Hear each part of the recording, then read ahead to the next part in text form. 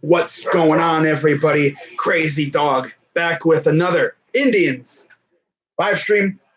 And this will be my Royals series recap, my Astros series preview, and then I'll be previewing the MLB trade deadline, which is coming up in a couple days. In fact, we're like 44 and a half or so hours away from the deadline.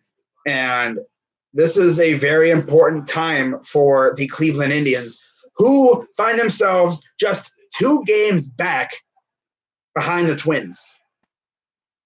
And for those who are also curious as to, where do our friends from the Minneapolis, St. Paul area stand as we literally head into the final series of July, and then we head into August. And I'm telling you one thing, man, it's only going to get more crazier from here. And these next couple of days are going to be big because, in case you didn't know, the MLB has thrown the waiver deadline in the trash. That does not exist anymore. You only have this one trade deadline, and that's it. Now, I just saw an article where they were discussing the possibility of moving it back, moving the non-waiver deadline into August. But no, I like this. I like it at the end of the month. It's a tradition. Don't be messing with tradition. Baseball be messing with so many things. Like, don't mess with this. This is fun. I like watching teams get desperate. I like watching teams that, think that they still have a shot, and they make a move only for them to completely just fall on their face, and then they send prospects away for a dude that sucks. Now, not roasting the Pirates for the Archer trade, but I guess you could put them as an example. They were in the hunt for a wild card last year, and I guess that trade was more looking to the future than that year. But they got rid of Glasnow, who I think he's hurt, but he's a boss no matter what. He's amazing. And then, of course, Austin Meadows. What could have been. But anyways, before I get into that, actually, speaking of the Rays, the Indians actually made a trade yesterday. Now, it wasn't as I call a video-worthy trade. It was a trade that I guess I would just discuss during the stream, where the Indians acquired relief pitcher Hunter Wood and infielder Christian Arroyo from Tampa Bay for a minor league player. I think it was like Ruben Cardenas from it's like high A or something. High A, like almost in the like double A. But we'll see what he's got. Now, the thing is, Arroyo is actually not expected back this year. So it's more or less we're just keeping him on ice until next year, which is fine with me. I'm fine with that. I'm more interested in Hunter Wood. But anyways, let's talk about this Royals series first. And then I'll talk about the Astros series, and then, we'll see where our friends from Minneapolis, St. Paul are playing. And then I'll talk about the trade deadline. So, of course, 4-game series in Kansas City. Actually, the last time we are in Kansas City this season, which is bittersweet. But, we played them so often. I mean, God, we just played them like a week ago.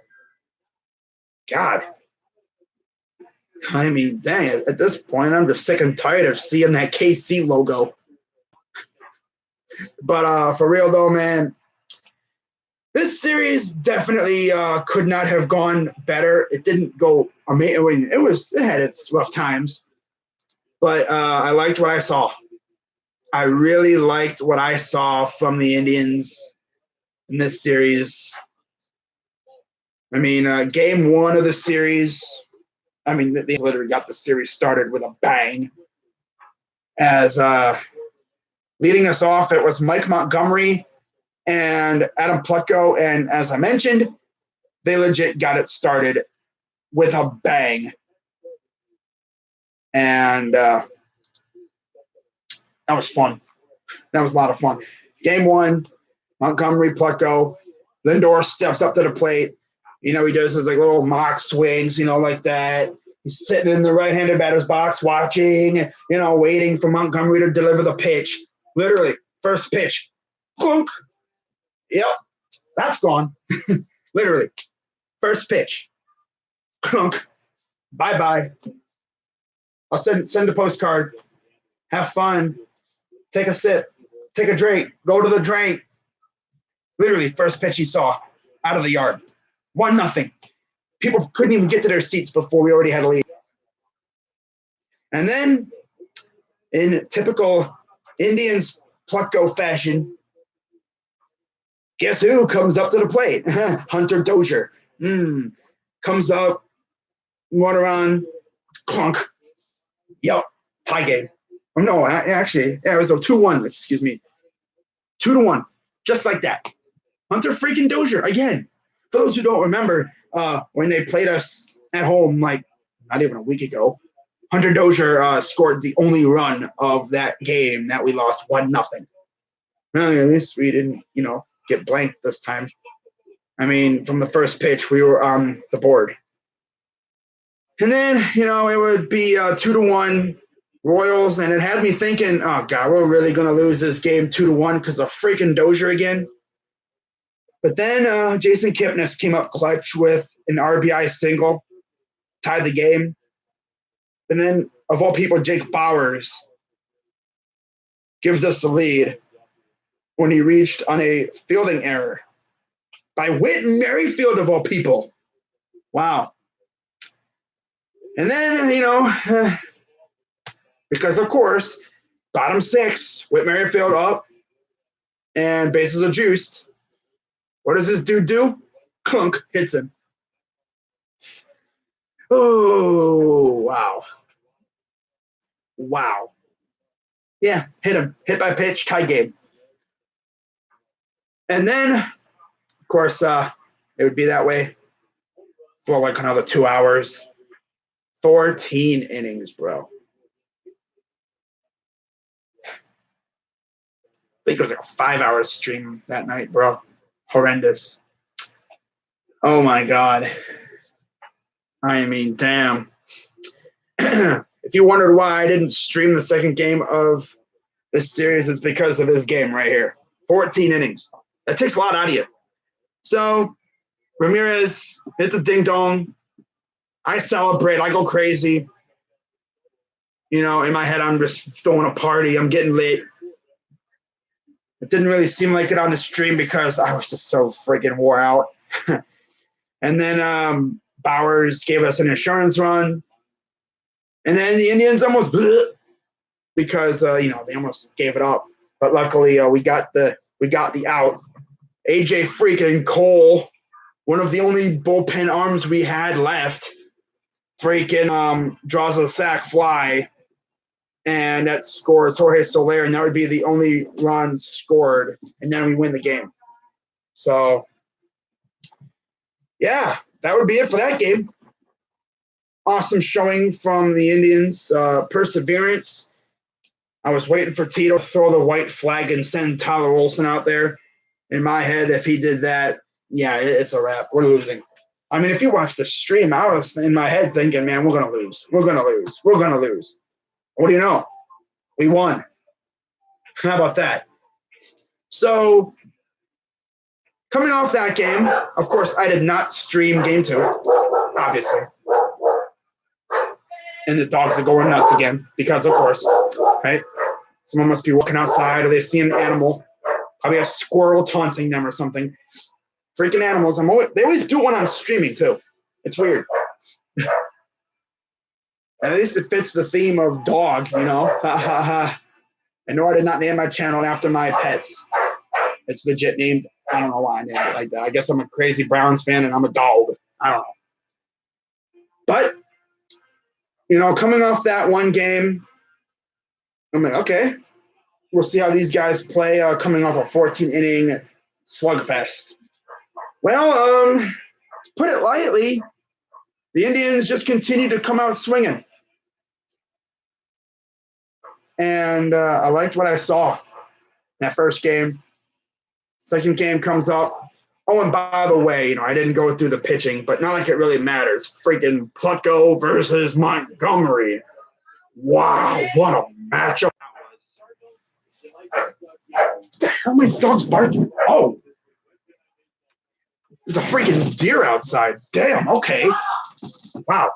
My dogs usually don't freak out like that unless there's like a legit animal outside. Damn. I never usually see deer like outside this time of day. I guess they're just that hungry. I don't know. I mean, damn. Dog freaking throwing a fit. But anyways, before I was interrupted by dog and deer.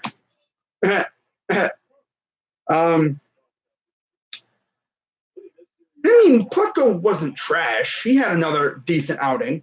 He didn't get rocked like I thought he would. That was the plus. Now, in terms of how deep they went, of course, starters cannot go 14 innings. You'd have to throw like well over 200 pitches to do that. I mean, God. And Plutko went 5 in the third, 7 hits, 3 runs, 3 earned, 2 walks, 1 strikeout, 1 homer, of course. Dozier, of course, of all people, Dozier. Montgomery went 5 with 5 hits, 1 run, 1 walk, and that 1 home run, of course. The first pitch of the freaking game. And they actually kept it tidy. And Lopez, gave up 2 runs and didn't even get a batter out. That dude, freaking Lopez, could not even find the strike zone. It could have been much worse for him. And then McCarthy comes in and, yeah. Oh, well, they wound up using almost their entire bullpen, as did us. But a very good outing from Plutko. Perez, Simber, Clippard, Whitgren, Hand, and Goody all did their thing. Cole, I was shocked by AJ Cole, but I was surprised as Starling Marte went yard, launched a cannonball into the seats out in Cincinnati. Hate to see it. Oh, it's raining out there in Cincinnati. Wow, crazy. But good outing from Plutko. Love to see it. Hope he continues that. He won't be in the rotation long because Salazar will be back, although he'll be in the pen. And then Kluber, he'll be back soon. Might have forgot about him. He's still around. He'll be back soon, and then I'm guessing when he's back, Plutko will be either he'll be probably in the pen. And I hope they lock him up in the pen because I don't want to see him. He's a home run slot machine. He's liable to give up 5 home runs. Of course, every time I think he's going to give up 5 homers, he only gives up 1. I'm going to keep saying that. I'm going to keep saying he's going to give up 5 if he's going to pitch like that. Okay. But anyways, the win goes to Nick Goody, literally one of the last pitchers in our pen. Flynn gets the loss 2-2, and Cole got his first save of the year because he pretty much had to. He was one of the only pitchers left. And then you would have had to get into the starters, and I don't think they would have wanted to use much of the starters. But I'm just glad we got the win. 5-4, gutsy win. Now, heading into game 2 of this series, again, I was very interested to see how this team would respond after playing a 14-inning game. Some teams, they play a long game like that. They'll be kind of sluggish. They won't be playing like they really are, like fully, I guess, at full health, at full stamina. They'll be kind of playing kind of like they've been up all night, which they pretty much were. Although luckily for them, they were actually in Kansas City, so they were like an hour or so behind us. If they would have been out here, oh my God, they would have been, luckily for them too, there was only game 1 and they had a night game after. If that would have been an afternoon game, oh my God, that would have been torture. Could you imagine playing a game like until like 2 a.m. or 1 a.m. and then waking up in a couple hours later and going right back to the ballpark for a noon game. Oh man, we would have had to make some minor league call-ups for that. I already know that. And surprisingly enough, we did not have to make any call-ups. You know why? Because it's like Tito knew. He's like, who's on the mound, for tomorrow's game? And he's like, I would call up somebody, but we got a good pitcher. We got Plazak on the mound against Jacob Junis, the guy who blanked us last time he faced us. I don't need to call no pitchers up. I'm good. And what do you know? Plazak was good. Of course, he made an acrobatic catch on a pop-up. I hope I never see that again from him because I don't want him to get hurt. He's actually good, Love to see that. We're very good at developing pitchers. This was actually one of those games where it's like, this is probably going to come down late innings. And then third inning comes around, and what do you freaking know? Francisco Lindor, RBI triple, and then Mike Freeman, who came in because Carlos Santana was scratched due to shoulder soreness. And Mike Freeman came in there, RBI single, first time, I don't know, probably his first or second time up. I'm guessing it was his second time up. And, it was the second time up. Okay. Top of the third, yeah, you'd figure. So, 2-0 Indians. And then Hunter Dozier, RBI single, 2-1 Indians. And then top 6, Jose Ramirez comes up, plunk, 3-1 homer, 5-1. Mike Freeman comes up top 7, an inning later, sac fly, very underrated. Top of the 8th, Talon Aquin, RBI double. And then just below is top 9, Jake Bauers, RBI single. And that would be it for the scoring for us. Now, Kansas City would mount a feeble comeback. Arteaga would hit an RBI single, and then Whit Merrifield would ground into a force out, getting another guy out and scoring another run. And there's your final score. 8-3 Indians. Win goes to Zach Plazak, and Junis takes the loss. He is 6-9. Lols. Now, as for how long each pitcher went, Zach went 7 innings, exactly what you want from him.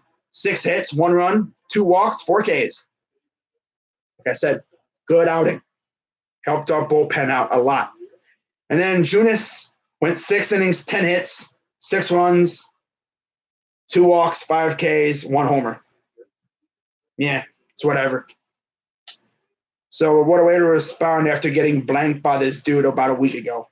Come out and friggin' score 8 on him next time. I'm sorry, actually 6 on him directly. Then you score 2 on Lopez again. Freaking Lopez. How is he still in Kansas City? Bro, seriously?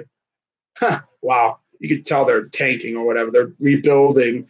They don't get rid of trash players. Freaking the dude walked 3 guys. Trash. Straight up trash. So game 2 was great. Love to see that from the Indians. Now heading into game 3. Mike Clevenger against Glenn Sparkman. I knew heading into this game we were probably going to win. And wouldn't you know, we came out there and we got it. We got it. Now, in this game, we saw something that, as an Indians fan, I haven't seen in over a year. A grand slam. Yeah, a grand slam. What do you know? I streamed it. Yep. Kipnis got a hold of one. I didn't think it was actually going to leave the park. And it did. It actually went quite far. And that was very impressive. Our first grand slam of the year. I think he actually hit the last one last year, I think. Like in the regular season.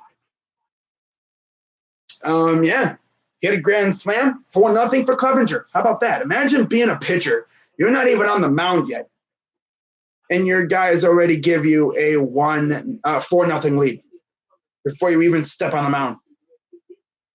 And then top second, oh look, it's Francisco Lindor. What's he gonna do? Clunk, home run, 5-0. Okay, Jose Ramirez. You know, he just has to say one thing: home run pitch. Bam! Freaking just launches a 3-run blast. Clevenger doesn't really have to do much of anything. He already has an 8-0 lead. Merrifield finally got him on the board in that bottom part of the inning. It's 8-1. And then to round it all out, Oscar Mercado, top 6, RBI double. And that would be it for the scoring. As for how long these pitchers went, Clevenger, 7 innings. Very good outing from him. 8 hits, 1 run, 7 Ks. Goody and Olsen, locked down. Love to see it. Sparkman went 5, 9 hits, 8 runs, all earned. 1 walk, 4 Ks, 3 dingers, including the ding dong, the super ding dong, the grand slam, the salami. Hope you like some salami, boy. Huh? Yeah. Bullpen really didn't give up much of anything. I mean, only 1 run was given up by the bullpen by some dude named Love Lady. Wow. Great name. Love that. So, yeah, we win 9-1. Win goes to Clevenger. He's 5-2. He's looked so dominant since coming off the injured list after those 2 interesting outings, literally coming off the list, the injured list. He's been dominant in his last 3 outings. I mean, he's just been his old self, and I love it. This is Ace Clevenger right here. I freaking love it, man. And then, Trevor Bauer on the mound yesterday. Ah, man. Possibly his last outing with us on the mound against Danny Duffy. And game started off just like game 3. First 2 guys get on board. And then Santana is back in the lineup. Comes up. First at bat, I'm asking myself, I wonder how that shoulder is. Well, he's like, oh, you want to know how my shoulder is? Watch this. Freaking hits a clunk. 3-run home run. Like one of the first couple pitches he's seen. Wow. Like, okay. Shoulders, A-okay. Love to see it. And, offense showed up. They look great. I mean, that's what you expect from the Indians. They score a lot of runs.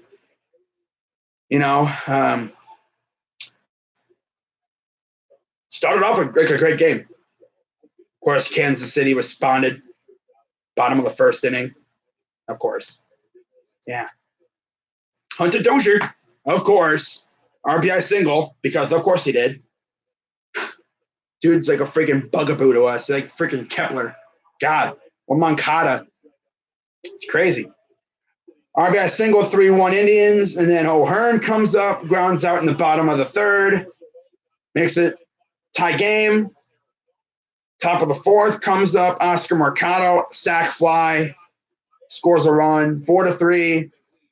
Next inning, top 5, Jordan Luplow. Good to see you again, buddy. Against the lefty, you already know what happens. Freaking clunk, hits a lefty slam, not like a grand slam, but a lefty blast. The luscious lefty, the lethal lefty. There you go. I'm gonna call him the lethal lefty slayer. I don't know. A lefty liftoff. There you go. Yeah, call him a lefty liftoff.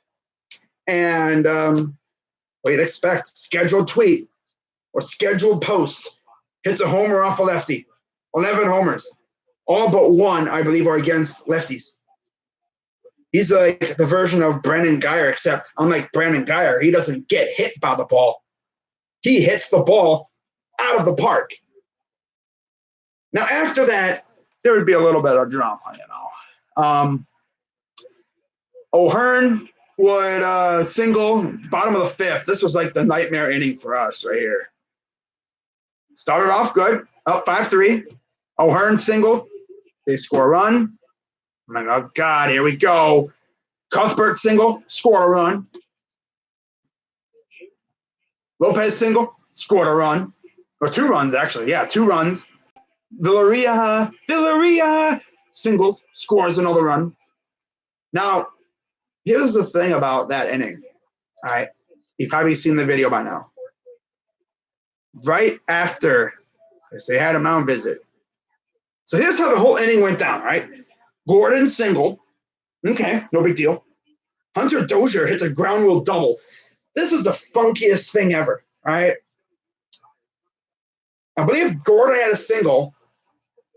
I know there was one part where Bauer literally had the ball right there. Couldn't field it. Oh, yeah, it was O'Hearn. Never mind. I'll get to him in a minute. But Gordon singles. Okay, no big deal. Little blooper. Whatever. Here comes Hunter Dozier. Again. Clunk. Is, swinging a drive. Deep center field. Playable. You got Mercado like, where's the ball? I can't see the ball. I think it's right there. Ball lands like over here. Clunk. And then it goes boing, and it goes over the wall. I'm like, oh my God, are you kidding me? I can't see the ball. I got glasses on, but I can't see it. Where is it at? You're not even in the right area. It would have been funny if it would have like, I see the ball. The ball is tiny. And then it kept growing bigger and bigger. And it hit me. It would have been funny if that would have happened. It's like, oh, you got hit by the ball. But no, like he wasn't anywhere close to it. He didn't dive for it or try to catch it and just go boom. He straight up missed it. Luckily, it went out, double. Otherwise, that would have been an inside the park home run because it was just that kind of game for us. A game like, I just want to get the hell out of here. And, he hits a ground rule double. They walk Soler because, of course, and I know Bauer wasn't happy. Mound visit. And then O'Hearn comes up, little dribbler. Bauer can't even field that correctly. Scores a run. 1-run game. Mound visit. Chesler Cuthbert comes up. And I believe this is where he tried to hit it. Yeah. And it was just beyond the reach, I believe, of Freeman. And I'm like, oh, my God. It's just that kind of game, It's like where nothing goes right for us. All you needed was a double play. Couldn't even get that. Couldn't even get an out.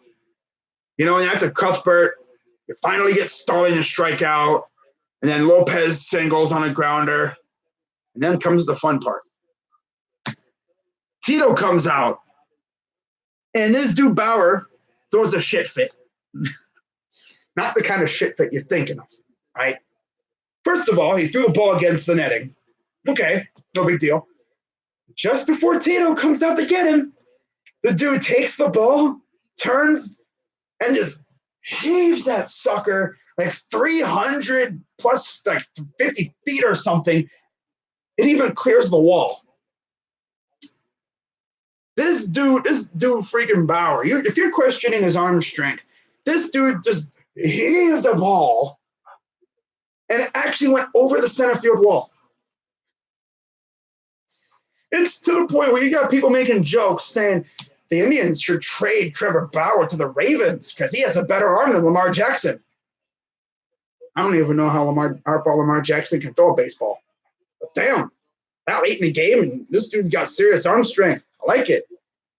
I'm just surprised he didn't throw out his shoulder trying to just heave that sucker. And, of course, Tito comes to the mound and says, what the F are you doing? And then Bauer's like, it was me. My bad. It's like, you're bad. Get to the freaking dugout, you bum. Go think about what you've done. One of those like moments like where you're grounded and it's like, you go to bed right after homework's over. No TV tonight. So then, they bring in Tyler Clippard. And, of course, the scoring continues. Villarreal singles on a grounder. Merrifield singles. finally get Gordon to strike out, and then they got Dozier to pop up. Took that long. The inning started with Alex Gordon. It ended. They completely batted around the entire inning. They batted around. They didn't get their first out until Bubba Starling. And only because he struck out, which, I mean, he's a rookie, you know. Bauer's nasty. It took him 1, 2, 3, 4, 5, the sixth hitter to get him out. And he had a couple of good counts, too. Soler should have been struck out, but the ump is stupid. Had Cuthbert on a two strike count. Freaking single. Everything was a single. Nothing right at Lindor. No. All I needed was a double play and boom, boom, end of the inning. No. Freaking just snowballed out of control. But oh well, you know, we won this series. It doesn't matter. You know, we're not going there again for the year, which is low-key good. So win goes to Duffy, 5-5. Bauer gets the loss, 9-8, possibly his last outing as an Indian. We'll see what happens. People are kind of talking about how his little outburst is bad and that it will completely just destroy trade value. Well, to anyone saying that, may I direct you to the fellas who are currently right now playing on the Blue Jays and the Astros. Those two closers, you know, Osuna and Giles. We all know about Osuna freaking beating someone up. You know, of course, Chapman, you know, his abusive past. Ken Giles literally, I think they mentioned Cliff Lee too throwing his glove in the stands or something. I don't know. I can't remember when that happened. Might not have been with us, but remember Ken Giles last year? Had a horrible outing, got in it with his manager, walking off the mound. He's over there just beating the hell out of his face, trying to give himself a black eye or something. I don't know what that was all about. But this guy's over here punching himself in the face, trying to knock himself out. And he still got traded. I think Bauer, if the team really, really needs him, they'll trade for him. Now, the thing is, the Indians are not going to trade him themselves unless they get, like, overwhelmed, unless there's, like, an offer that gives us, like, if the Padres were to trade for him, like Luis Urias, Hunter Renfroe, or Fran Reyes. That's what I've heard. So, yeah, in terms of how long these pitchers went in this game, Bauer went 4 1/3. Of course, you already know why. Duffy went 6 innings. Bauer, 9 hits, 8 runs, 7 earned, 4 walks, 6 Ks. Not the greatest outing. Duffy, 6 innings, 7 hits, 5 runs, 4 earned, 2 walks, 5 Ks, 2 homers. If that's seriously Bauer's last outing with us, that is Trevor Bauer's last outing with us. What a way to go out like a boss, man. Just the last image of him in an Indians uniform will be him just heaving the ball like 300 plus feet. I mean, it's a baseball, little tiny thing. I'm sure people could throw well further than that if they have this arm strength. But this dude just heaved that sucker. Man, I was literally waiting for it to clunk Oscar Mercado in the back of the head because he wasn't even looking. He's probably looking up and like, how the heck is it? You know, he's just like looking back, and all of a sudden he sees a ball go, whee! He's like, I swear I saw him go, how the hell did that ball get there? Mike Freeman got scared crapless when he saw Bauer throwing the ball. He's like, ugh! Lindor was just watching him throw, and he's like, what the hell is this problem? Wow, he mad. Ooh. I mean, God, now, of course, he did apologize, saying, yeah, I let my anger get the best of me. It's like, yeah, we know. So with that being said, let's talk about this series coming up against the AL West leading Houston Astros. Long time no see, Houston. Haven't seen you in a while. Since we've last met, you guys are still freaking amazing, as you'd expect from them. You know, a lot of trade rumors with them, wanting, I guess, bullpen help or another pitcher. I think they've even been connected to Trevor Bauer. I doubt that'll happen. I don't think the Dolans or Chernoff and Antonetti are going to trade him to an AL team because there's the possibility that we would see him in the playoffs, and we don't want to have to face him in the playoffs. So I don't think Bauer is going to go to the Astros or the Yankees. No. So game 1 tomorrow. I will be streaming. It'll be fun. We got a dynamic matchup, bro. Ooh, damn. All right. We got the All-Star Game starter, Justin Verlander, rocking a fantastic 13-4 record, 2.86 ERA, 183 strikeouts. Going up against Shane Bieber, 10-3, 3.44 ERA, and 166 strikeouts. If I know these two pitchers, runs are going to be hard to come by. Oh, yeah. Runs are going to be very hard to come by. So it'll be really fun to see what happens. I mean, pretty much the first team to score could probably win the game. Who knows?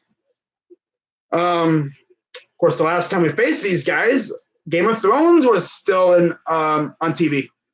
It was almost to the end, but it was still on TV. I think it was like April or May. I think it was like right before May.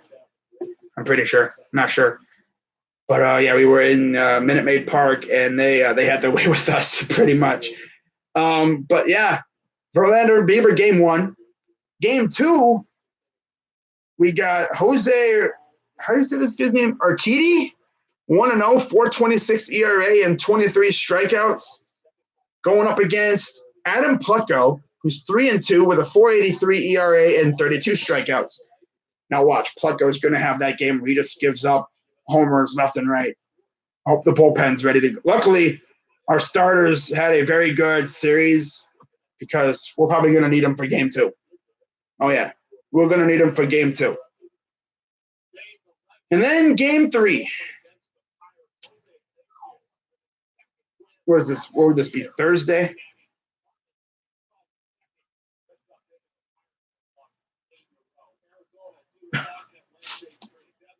The Pirates. Man, the Pirates, bro. I see why Steel Maiden's so mad at them. Wow, man, I can't even hate, bro.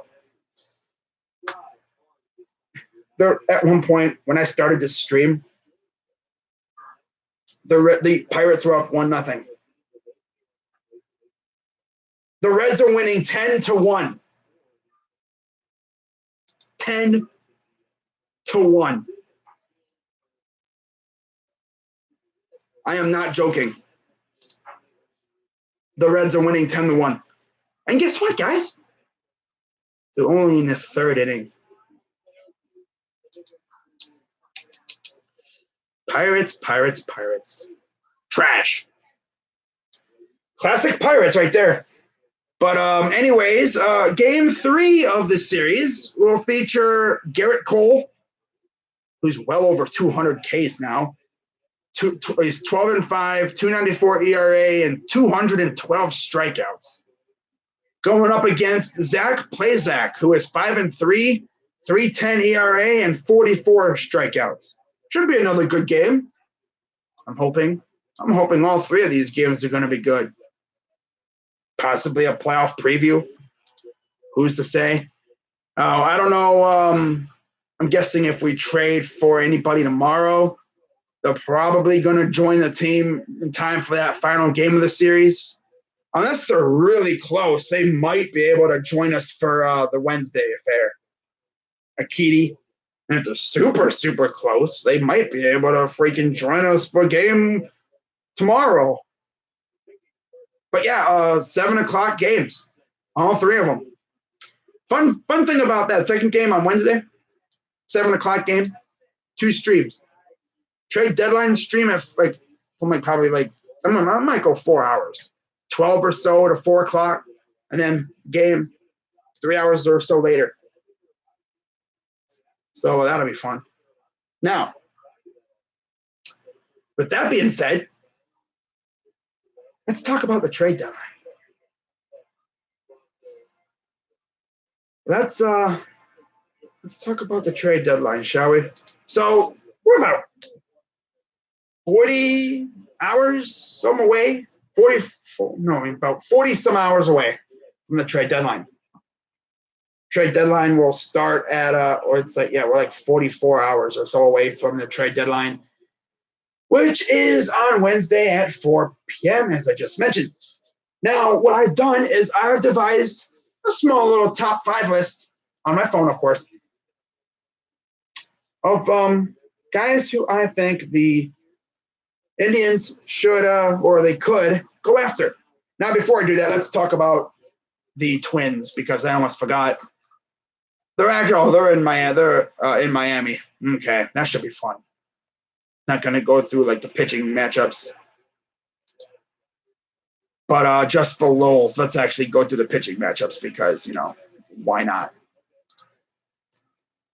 But while I am looking that up, actually, it shouldn't take too long. I'll just pull that up real quick. Look at who's facing who out in Miami.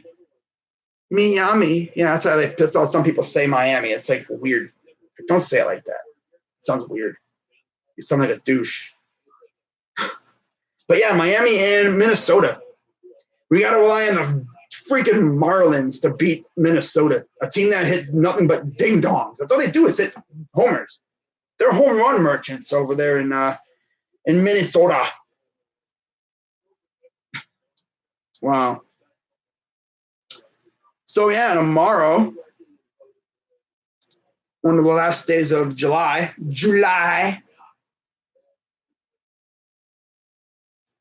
Let's see who was going at it. Freaking MLB.com as usual, taking forever. Let's see if they actually have a starter announced. Would it be Zach Gallen against Jake Odorizzi? Oh my God! Yep. Better win tomorrow. That's all I'm going to say. Oh well, Minnesota will have to deal with Atlanta soon enough. August is going to be a freaking, oh my God, it's going to be a cesspool. August is going to be something else. And then in the final game of that series, just a small little 2-game series, Sandy Alcantara against Jose Barrios. Oh my God. And guess what, guys? Zach Greinke, who is a potential trade candidate. Oh, this is going to be fun. He plays at 1 o'clock against Masahiro Tanaka. So if you are the Diamondbacks and you are going to trade him, it would be wise to trade him tomorrow. Otherwise, I mean, yeah, he'll have a start at 1 o'clock. I feel like we could possibly see a hug watch at that point with Greinke because he has been linked in trades. Luis Castillo, same thing. I don't think there's really any others who are like in legit trade possibilities. I do have a couple trades to talk about, but I'll go through like all the trades that have happened, these past couple days, like on Wednesday. But today, the Mets, who yesterday acquired Marcus Stroman, they traded away Jason Vargas to the Phillies for a Double-A catcher. And then, because teams like trading with in-division rivals, the Pirates traded Jordan Lyles, who actually was supposed to be the starter today against Cincinnati. Well, they traded him to Milwaukee. Loud-ass spikes. They traded him to Milwaukee. So they got some other starters, like was Alex McRae or something starting. No wonder they're freaking giving up a 10-run inning. Bruh. But it's going to be a fun couple days. I don't know what the Indians got in store. But anyways, let's talk about trade possibilities. Now, what I did was I numbered it 5-1, 5 being a guy that we are least likely to trade for, and number 1 being a guy that I really think will be a Cleveland Indian. I almost said Brown. Wish. Cleveland Indian by August 1st.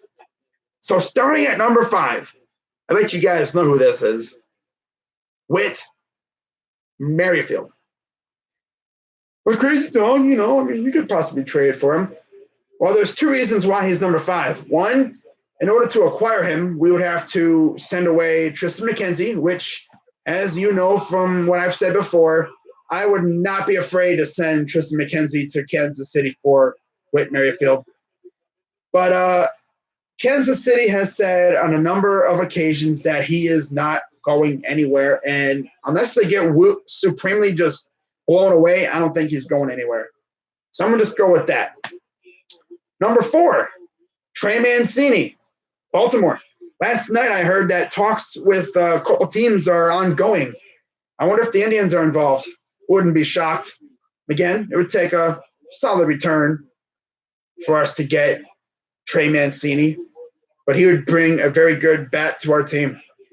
Number 3, you probably heard me reference this guy a couple times in streams, especially when he faces his current team. Nicholas Castellanos. Of course, at times I would refer to him as possible future Indian Nicholas Castellanos. Although I haven't really heard about the Indians being interested, I've just been going off of articles that I've seen. I've seen articles that literally say we should trade for Castellanos. I wouldn't mind it. Good bat, horrible glove. Horrible glove. He's a horrible fielder. Oh my God. The dude lost the ball in fog when we played him. Got turned all inside out and everything. That was horrible. I was like, bro, you really want him? I'm sure the Indians did want him. And then they saw that play and they're like, you know what?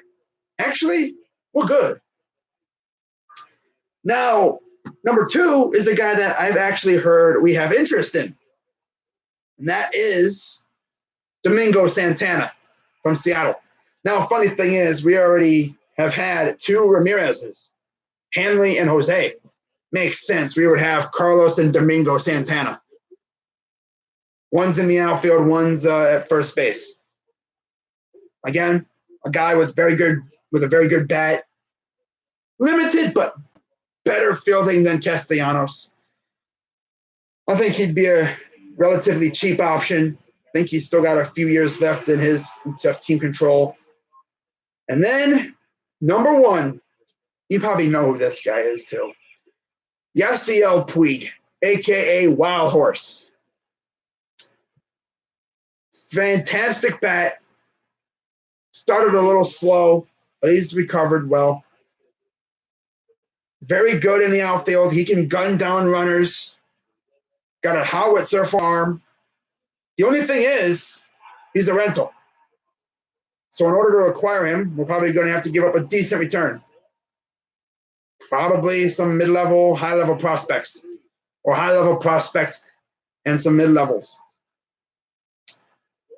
Now, some other names I've heard that we could possibly go after. Michael Givens from Baltimore. Someone, I think it was Buster Olney or whatever, mentioned the possibility of us getting freaking Tanner Rourke from Cincinnati if we were to get rid of Bauer. I could see us maybe going Tanner Rourke and Yasiel Puig combo. I've heard Raisel Iglesias' name from Indians fans. Some people say about Amir Garrett. But I think we're more likely to get Raisel Iglesias than Amir Garrett. People talked about the Padres for Bauer. And then we would get, Fran Reyes, outfielder. Very good outfielder. Good bat, too. Hits a lot of ding-dongs. I love that. Hunter Renfroe, again, good in the outfield.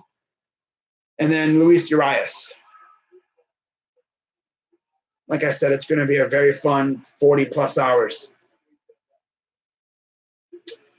So, yeah, not really much else to say. Take a look at the chat real quick, see what's popping off. Philip Lindsay first. Let's make some trades. Yeah, let's make some trades. Let's do it, man. What's up? Sports in the Bay Area. Extra innings do make you tired. Oh, yeah, they do, especially when there's nothing going on. 10-1 Reds. Yep, I saw that. So I'm not going to spend much more time on this. Went through the series, talked about trade deadline. I feel like the Indians are going to make moves that we didn't expect. Someone who like Hunter Ward, for instance. I didn't even know we were interested in him. But I feel like we're going to make a move that'll have me like, really? We went after this guy. Okay. It's going to have me going, oh my God, we traded for this dude. I don't know what's going to happen. I don't know what's going on in the Indians front office right now. They're probably making calls, trying to maybe wheel a trade or two. Who knows? I guess we'll just have to sit back and wait and see. But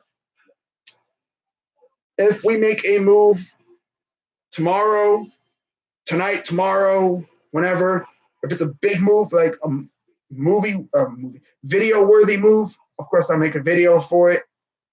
But other than that, I'm just probably going to, talk about it in my next stream or whatever. So only got a couple more days. It's going to be fun. So with that being said, I'm Crazy Dog 99, and I will see you guys tomorrow for Astros Indians. And until then, I'm Crazy Dog 99. Let's go Tribe. And I'm out.